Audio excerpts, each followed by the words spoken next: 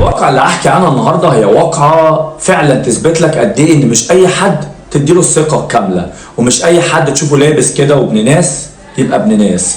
هو ايه الكلام اللي بقوله ده؟ طب يلا بينا عشان ادخلك في التفاصيل اللي هتثبت لك كلامي. وقبل اي حاجة بتمنى من حضرتك انك تعمل لايك وشير للفيديو عشان يوصل لغيرك ويسمعه، ولو مش متابعني هيزيدني شرف من حضرتك تدوس على زي تحت صورتي عشان يوصلك كل الفيديوهات الجاية. ويلا بينا مع بعض نبدأ الحكاية. الحكايه يا سيدي كده هرجع بيكم بس يعني بالزمن كده سنتين ورا، في سنه 2022 وتحديدا كان يوم 14 ابريل. ايه اللي حصل؟ اللي حصل يا سيدي ان القصه بدات ان في قصه حب نشأت ما بين بسام وحبيبه اللي قدامكم في الصوره دول. بسام وحبيبه بيحبوا بعض من ايام الطفوله ومن ايام المدرسه وهم صغيرين، وبعد كده طبعا كبروا وحبوا بعض اكتر وكانوا مع بعض في الجامعه البريطانيه.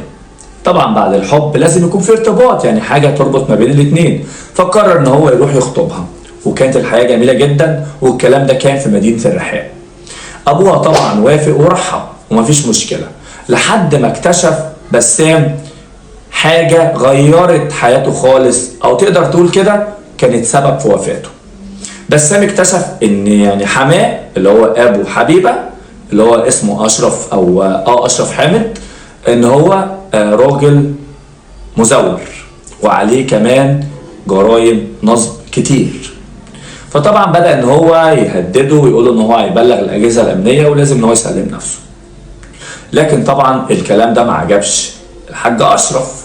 انت بتهددني؟ طيب. وطبعا حصلت ما بينهم مشاده كلاميه وحاجات كتير كده، بس هو مش عارف يعمل ايه معاه، وطبعا بدأ يقلق اكتر منه.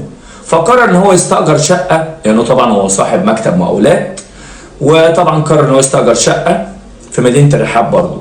بس كانت الوصله ما بينهم حبيبه اللي بقول لك مش اي حد تثق فيه. يعني شوف، حب اكتر من 7 سنين او 8 سنين حب وبنت ناس. لا، حبيبه اشتركت مع باباها و5 كمان من صحاب باباها. جابوا بسام في الشقه المستاجره دي، قالت له تعالى بابا عايزك عشان تصلحوا العلاقات ما بينكم وما بين بعض، وان هو هيعمل اللي انت عايزه. وبالفعل خدته واستدرجته لحد ما وصلته لابوها، اللي طبعا استقبله هو وال5 التانيين، وكانوا مجهزين نفسهم في الشقه ديت. حفروا حفره كبيره كده في المطبخ اللي انتوا شايفينها قدامكم دي، وبعد كده طبعا وحطوا فيها.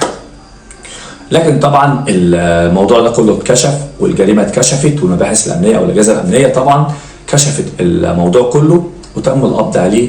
ومن يوميها طبعا هو مقدم طعن هو وبنته.